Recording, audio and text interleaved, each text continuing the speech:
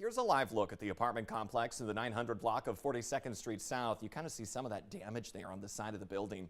The fire happened in an area where police say arsonists have been intentionally setting garage fires, and investigators were at this scene for more than 3 hours earlier this morning. The call came in just before midnight. That's when smoke was pouring from the garage units at that apartment complex, and at least 2 are damaged now. No word on the extent of that damage, but Fargo Fire tells Valley News Live a joint news release will be coming out later today from both fire and police departments. A Minnesota man charged with beating his ex-wife to death in front of their 5 children now back in court later this morning.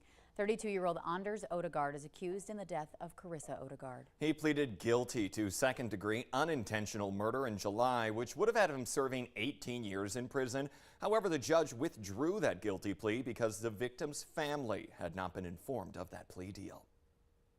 Just about 6:52, waking up and the walk to my vehicle wasn't all that bad, especially considering the winter blast we kind of just went through last week. But giving us an update on our snow potential is meteorologist Lisa Green. Good morning, Lisa. Good morning. Yeah, any day we start the day around freezing or above freezing, we're doing okay in November, and we're certainly there. The problem is when you add precipitation into the mix, because then it gets a little messy, and we do have that chance for some rain, some snow, some freezing rain coming up here this morning. Right now, Fargo's nice and quiet. Taking a look at our current conditions, we're at 36 degrees. It feels more like 28 when we factor in a little wind out of the east-southeast at 10 miles per hour. Different direction, a little milder. There's some moisture with that too, moving into this system that's passing through. And in Grand Forks, you see those low clouds there as well. Overcast skies with some areas where we even have a little bit of fog going on. Might be a little mist right now in Grand Forks at 33. Wind is out of the east-southeast at 7 miles per hour, so it makes it feel like it's below freezing. So you'll still want to bundle up, but not as cold as we've been, that's for sure. And taking a look at that radar now, you can see the clouds moving overhead, and then areas of pink and blue and green on the map here, even some purple as it's moving into our western viewing area here. It's very light, but you could be seeing a little bit of very light sleet or melting snowflakes over the New Rockford area and the purple area. And then Carrington's been seeing some reduced visibility there. And then you can see some pink. It's light, but still freezing drizzle combined with temperatures that are below freezing. So that means bridge decks, that sort of surface that might freeze over easily, even with just a thin layer, could get a little slick out there. So one should be cautious in those areas. A lot of students at the bus stop this morning will be just seeing some quiet weather to start off the day. Afternoon, more cloud cover, temperatures rising into above freezing, and for those of us in the south, the 40s. And it's not showing here, but we may be seeing some showers, some areas of snow, again, continuing into the afternoon hours coming up in the forecast for today. And this is just round one with this system we've been talking about. We'll see more chances at a little snow coming up Thursday and heading into Friday too. So just be aware of that. Check the Valley News Live weather app regularly, especially if you're going to be hitting the road, to make sure you know what's going on with road conditions and the radar as well this week. Okay, Lisa, thank you. A Moorhead arson case moving forward this morning now that the suspect has been found competent to stand trial. Sean Arnholtz is now charged with arson, burglary, domestic assault, and false imprisonment. Police and firefighters were called to a home in the 800 block of 7th Avenue South on September 9th. Officers say Arnholtz ran inside the home when they pulled up and went to the roof, where he remained for a 7-hour standoff. This is video from the scene. He's accused of assaulting a woman who lived there, then setting that house on fire. A trial date of February 12th has been set for a man charged with first-degree murder in Clay County. Idris Haji Muhammad is accused in the shooting death of 32-year-old Abdi in September of 2021. Court documents say the suspect followed Abdi from the Casey's on 30th Avenue South, and a short time later, surveillance video shows him chasing Abdi with a handgun, shooting at him at least 5 times at point-blank range. A Fargo man now charged with raping a 12-year-old girl. Court records say police were contacted last month about Jesse Meyer allegedly sexually assaulting that young girl. The victim told police it was going on since January and that he told her not to tell anyone or else. Meyer was arrested last Thursday and is now charged with criminal sexual conduct.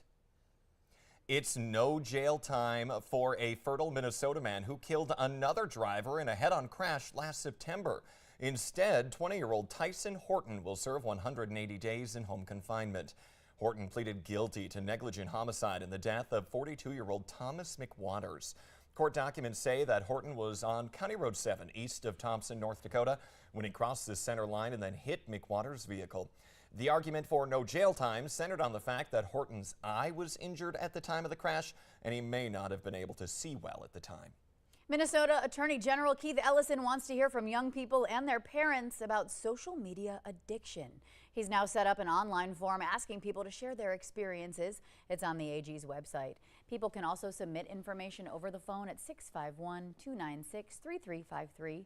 All information submitted will remain private. Ellison says his office has heard a lot of complaints about how overuse of social media is affecting kids and their classmates.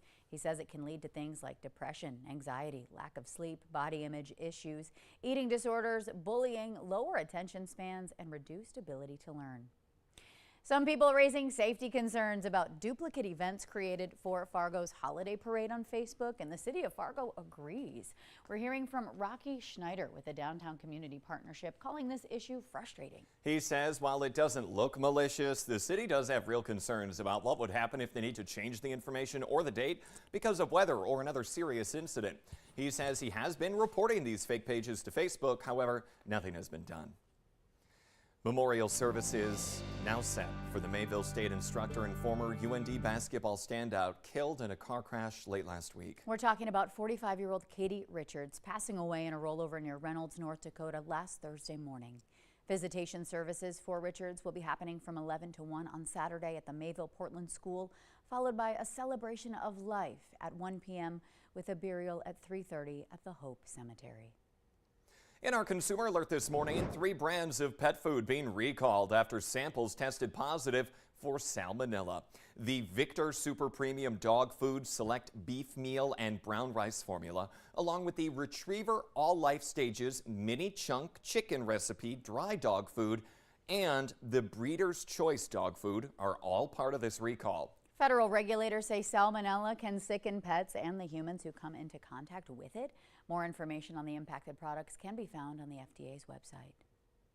The Fargo School Board now approving a teacher's contract with retroactive pay. This contract includes a base salary increase of 8.97% in the first year of the 2-year agreement. The board and the Fargo Education Association met 20 times between February and June without reaching an agreement.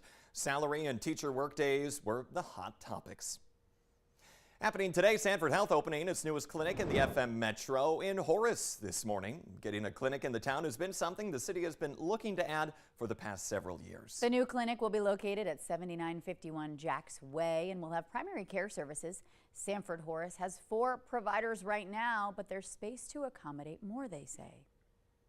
Atonement Lutheran Church hosting its Day of Bread event today, a project that raises money for food nonprofits that serve the Red River Valley. This event features an all-you-can-eat soup buffet with sandwiches and dessert and a big fall craft bazaar. The lunch goes from 10:30 to 1 this afternoon, and then if you want dinner, that's going on from 4:30 to 7. Now the cost is $10 for adults and $5 for children. And boy, some homemade soup really sounding good after all the weather that we've had the last several days. Soup season. It sure is. Looking forward to it. Well, the Today Show and CBS Mornings are just about to start, but the Valley Today rolls on. More live up-to-the-minute news and weather coming up right now on the Fargo CW. If you're headed out the door, you only really need a lighter jacket this morning as you make your way outside. Yeah, thankfully. I didn't have to scrape the windshield at all, so hey, that was some good news. But thank you so much for waking up with us. Silver linings every time. Take care, everybody. Thanks for joining us. I'm Ashlyn Hill. And I'm Jordan Schreier. Have a great Tuesday.